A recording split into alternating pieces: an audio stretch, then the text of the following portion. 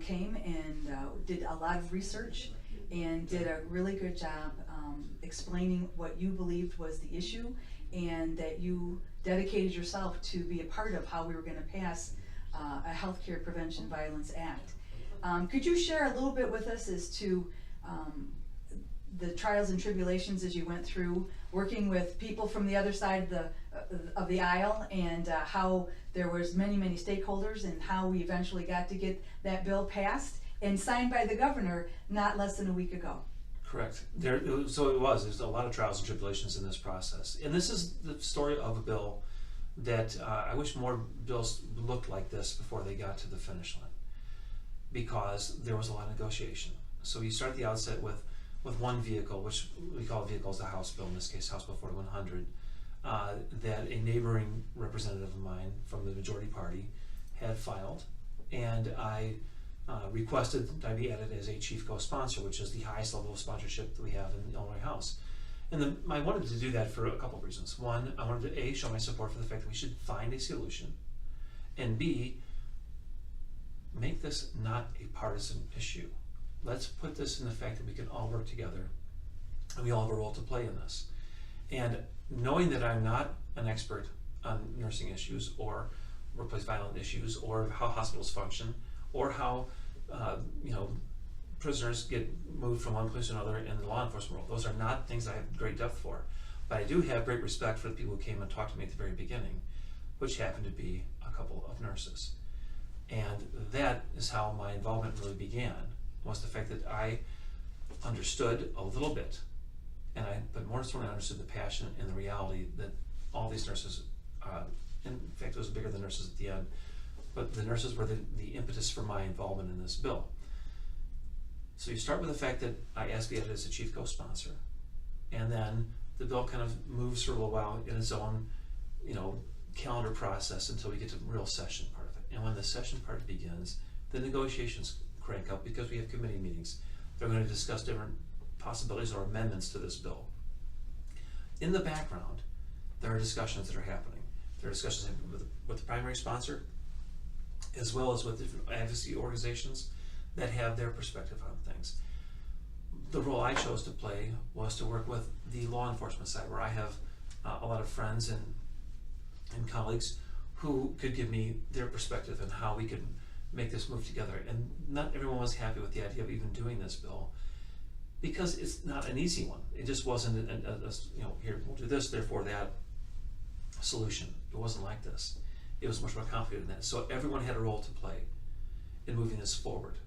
So the chief sponsors working with different groups, I was working with another set of groups, and some folks at one point said, we think this is just not going to work, Keith. And I'm like, well, I'm not taking my name off the bill. You're going to have to get this to work. And those little nudges and pushes are ultimately got us to a place where more discussions took place between everybody at some points in time to fix little parts of the bill, to the point where we kept moving it forward and moving it forward. And the nurses were engaged, and law enforcement was engaged, everyone was involved. We got to a place where on the last amendment, which I think was the 5th amendment to that bill, it was agreed, which means that we didn't have to fight anymore. It was an answer. And that answer got to the House floor, where the chief sponsor got up and gave a speech introducing the bill. I followed immediately with support for that, so that everyone on the floor knew that this was a bipartisan, agreed to approach. We worked the process the way it was supposed to be done, and it got a unanimous vote, which was something no one thought was even possible a month before this. So we're happy for that part of it. Then, of course, there's one more, like with the Senate, it passes there, and then it gets to the governor's desk. And the governor has a whole other set of processes that he has to go through that are with his agencies to make sure that they're comfortable with everything. And then that's a big part of it. You have to be able to execute a bill, not just pass a bill. So there were discussions that were not going so smoothly for parts of that, and some of us got involved there and helped influence the fact that the governor signed the bill and did the right thing for everybody, and rightfully did so. And those processes all have to take place. That's part of governing. But at the end of the day, I get to play a role in different parts of that bill. And I was proud to do that, and I was happy to do that. But it only happened because nurses came and talked to me about that. And that's the real bottom line to this whole story. Well, I would like to thank you for your sincere time and your expertise and your dedication to what you do here every single day. Nurses across the state of Illinois, thank you for your help in passing the Violence Prevention Act.